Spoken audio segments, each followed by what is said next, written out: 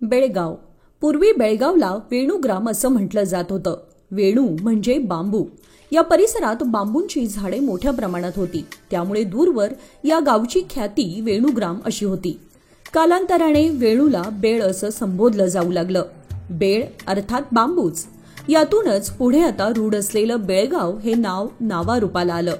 या प्रकारे बेळगावची जडणघडण होत असताना बेळगावातील विविध गल्ल्यांची निर्मिती होत गेली. सध्याच्या बेळगावच्या निर्मितीमागे येथील गल्ल्यांची भूमिका ही प्रमुख असून या सर्व गल्ल्यांच्या निर्मितीपासूनचा इतिहास सध्याच्या युवा पिढीला समजण्यासाठी तरुण भारत सोशल मीडियाद्वारे माझं वेणुग्राम ही मालिका घेऊन येत आहोत. या व्हिडिओद्वारे आपल्याला येथील प्रमुख गल्ल्यांची माहिती मिळणार आहे. Shriram Innovation, a leading and trusted name in designer hardware for your stunning villas, apartments and homes. We have a wide range of designer hardwares spread up into 14,000 square feet showroom at Belagavi, Karnataka. One of the best advantage for a client is to touch and feel the varieties of interior works from our showroom. Shriram Innovation.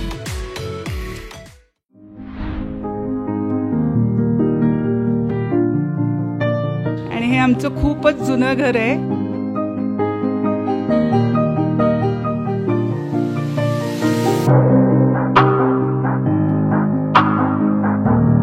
सराफ गल्ली म्हणजे इथं सराफ family पूर्वीपासून आहे म्हणून सराफ गल्ली नाव पडलेलं आहे.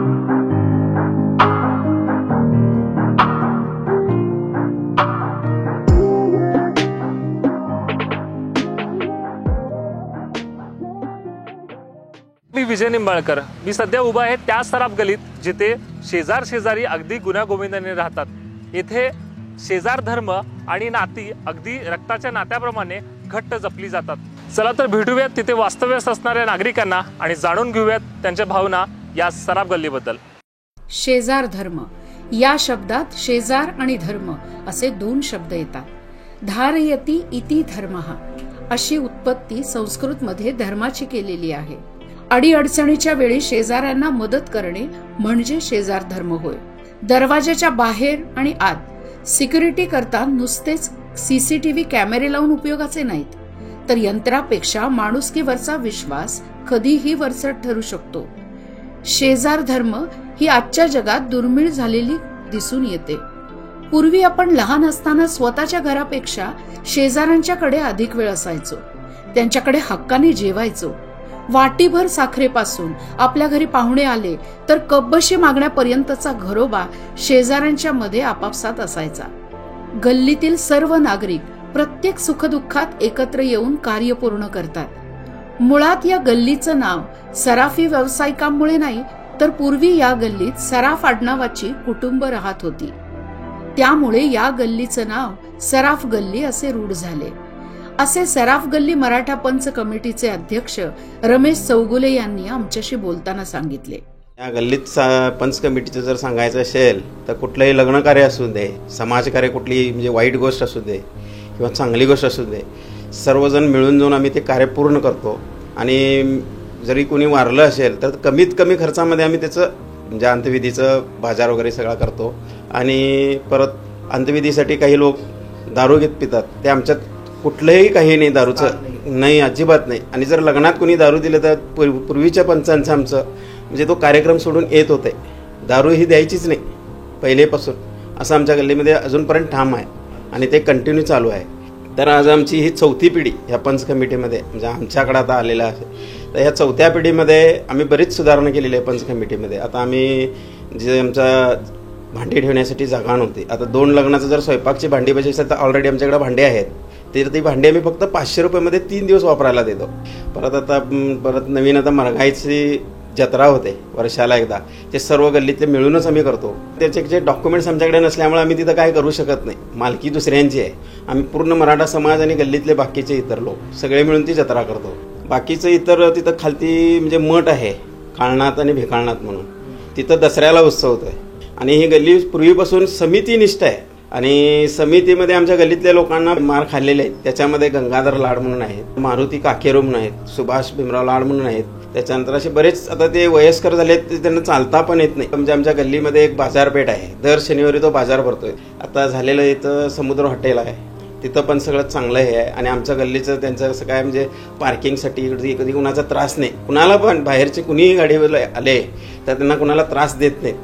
आणि त्याच्यानंतर म्हटलं तर हे सराफ गल्ली म्हणजे इथं सराफ फॅमिली पूर्वीपासून आहे म्हणून सराफ गल्ली नाव पडलेलं आहे. ॲक्च्युली गल्लीमध्ये सराफ कोण नाहीत, हां आडनाव सराफ आहेत.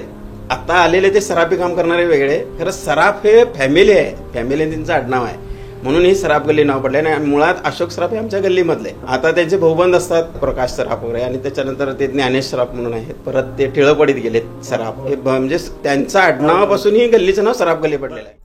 मराठी चित्रपट दुनिया ज्यांच्याशिवाय अपूर्ण, ते सुप्रसिद्ध मराठी नट अशोक सराफ यांचा जन्म बेळगावचा. ते येथेच लहानाचे मोठे झाले. त्यांना अभिनयाची आवड असल्याने चित्रपटसृष्टीत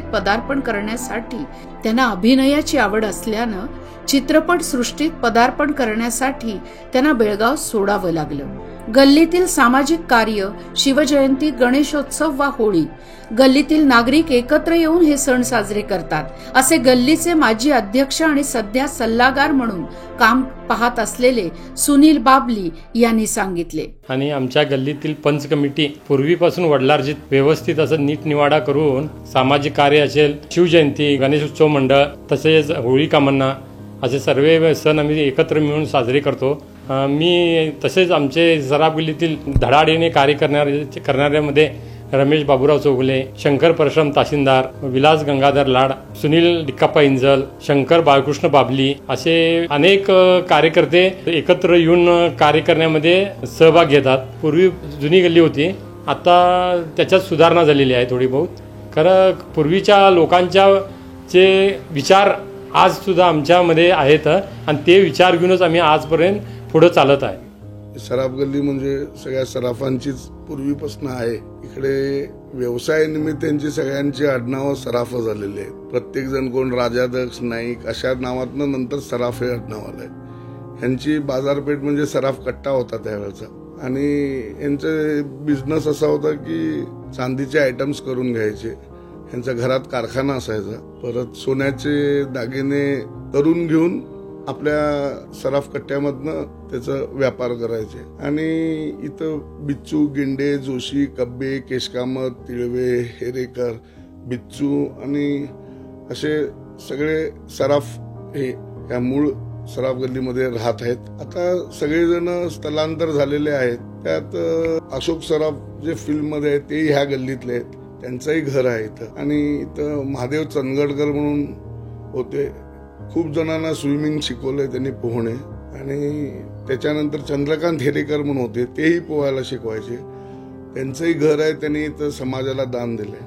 त्याच्याच बाजूला दानेश्वरी हॉस्पिटल म्हणून आज जे आहे तिथं पूर्वी स्वामी विवेकानंद येऊन गेलेले आहेत आणि त्यांची पाद्यपूजा झाली. रघुनाथ सराफांनी त्यांची पाद्यपूजा मारुतीच्या देवळातही केलेली आहे.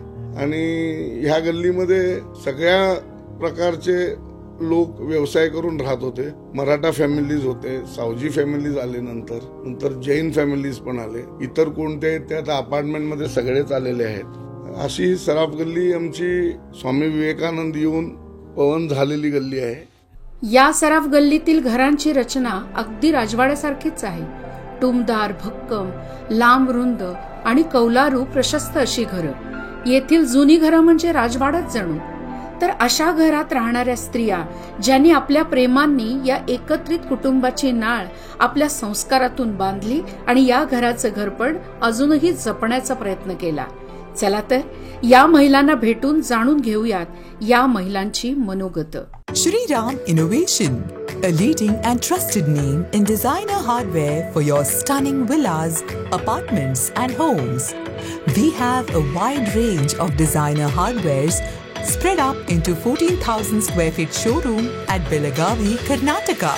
One of the best advantage for a client is to touch and feel the varieties of interior works from our showroom.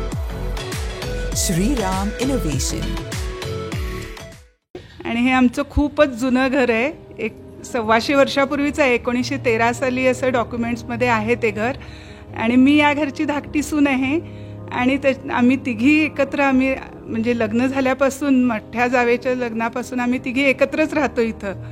आणि खूप छान आमची फॅमिली आहे. सगळे एकत्र मिळून मिसळून राहतो. आता सगळ्यांच्या मुलांची लग्न झालेत, त्याच्यामुळे आता आम्ही तिघीच आहे घरी. आणि खूपच जुनं असल्यामुळे हे हवेशीर घर, आणि असं घर मिळणं पण कठीण आहे बघायला.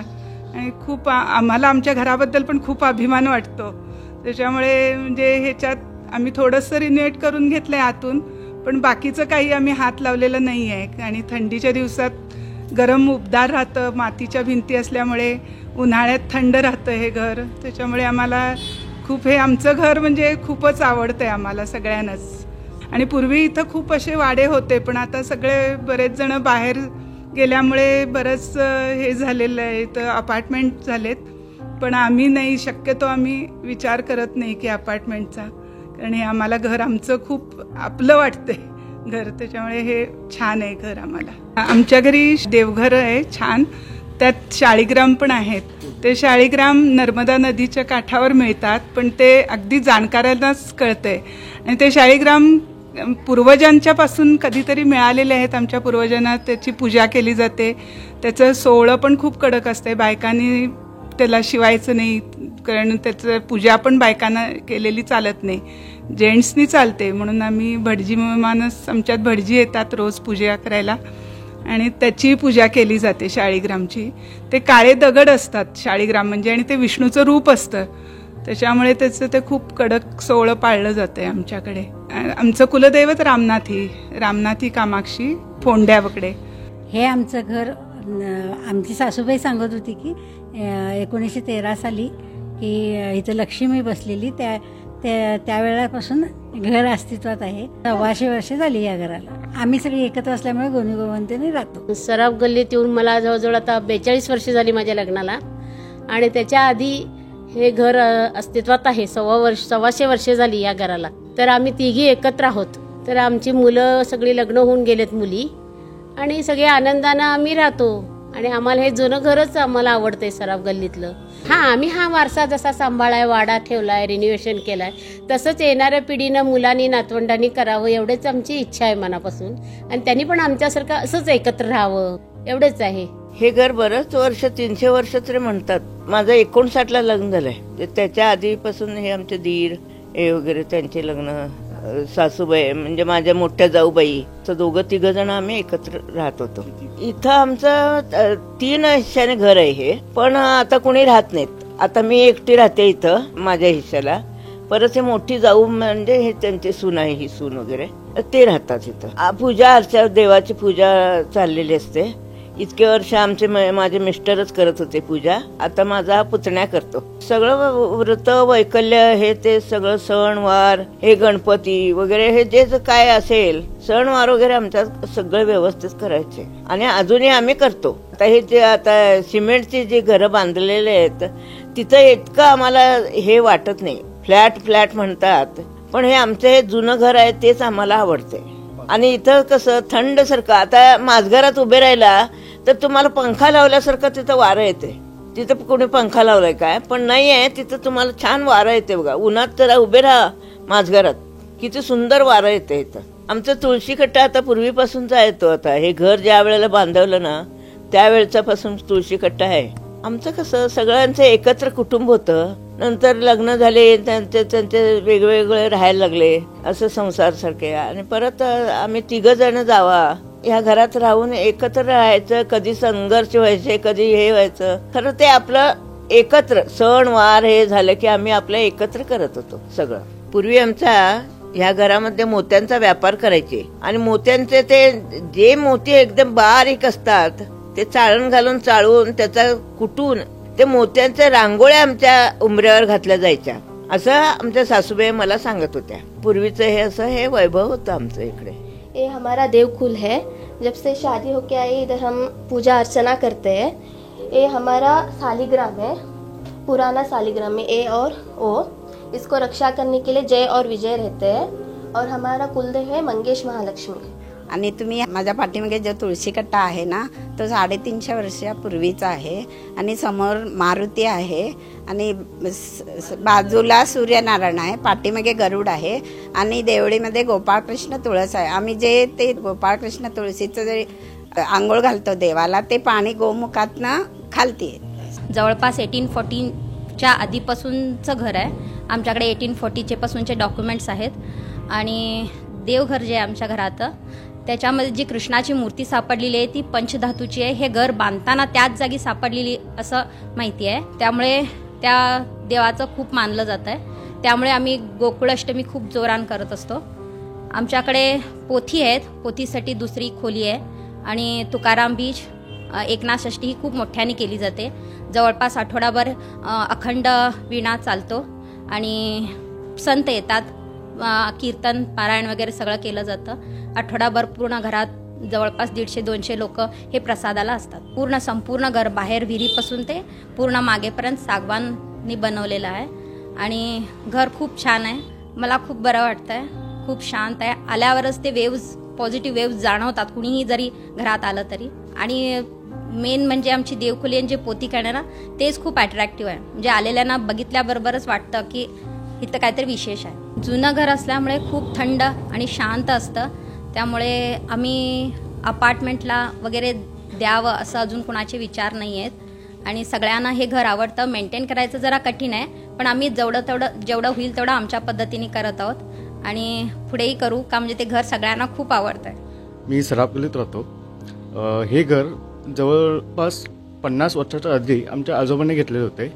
हे घर सराफ फॅमिलीकडनं खरेदी घेतले होते आमच्या आजोबाने.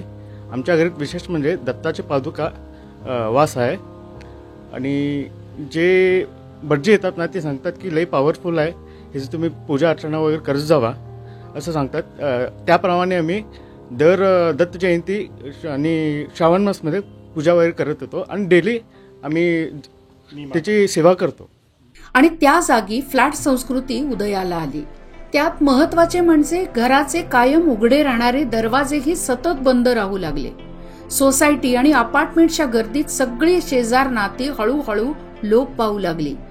मात्र बेळगावात अजूनही अशा काही गल्ल्या शिल्लक आहेत जेथे काही प्रमाणात अपार्टमेंटचं जाळं पसरून देखील तोच पूर्वीसारखा शेजार धर्म अजूनही टिकून आहे, किंबहुना टिकवला जातोय असे म्हटल्यास वावगे ठरणार नाही. अशाच एका फ्लॅटमध्ये सुखात आणि शांतीपूर्ण वातावरणात राहणारे सुनील कोरडे यांनी आपले मनोगत व्यक्त केले. मी पूर्वी कोनवा गल्लीमध्ये राहत होतो. म्हणजे सर्वसाधारण म्हणजे आपण स्वतःचं घर म्हणजे नव्हतं, भाड्याचं घर होतं. म्हणून मी एक इच्छा ठेवलेली की आपलं स्वतःचं एक घर करायचं म्हणून. त्या टायमाला 2011-12ला ते साध्य नव्हतं कारण का जागेचे रेट वाढलेले होते. त्यामुळं मला एक संधी मिळाली की एक फ्लॅट मिळतो म्हणून. कुठं तर सराफ गल्ली. माझी इच्छा होती पहिल्यापासून की सराफ गल्ली ही मोठी नावाजलेली गल्ली होती. त्यासाठी मी त्याच्यासाठी आकर्षून म्हटलं की इथं हे चांगलं होईल की आपलं स्वतःचं घर राहिलं तर. घर काय मिळू शकलं नाही. शेवटी मला एक फ्लॅट मिळाला. आवर्जून मी काही पण करून माझं जे बजेट नसताना पण मी 3 बेडरूमसाठी गेलेलो आहे. का तर मला ही एरिया आवडली, फ्लॅट आवडला आणि आजूबाजूची माणसं आवडली. कारण आपुलकीनं राहणारी माणसं आहेत आणि मन मिसळून माणसं आहेत.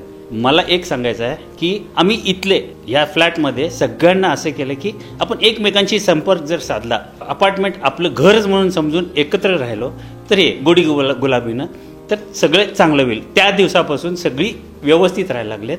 एकमेकांशी म्हणजे चांगलं संवाद करतात, बोलतात. काय असेल तर एकमेकांना आपलं दुःख आणि सुख सांगतात. एकमेकांच्या घरात काय गोड झालं हे झालं की अदला बदल होते.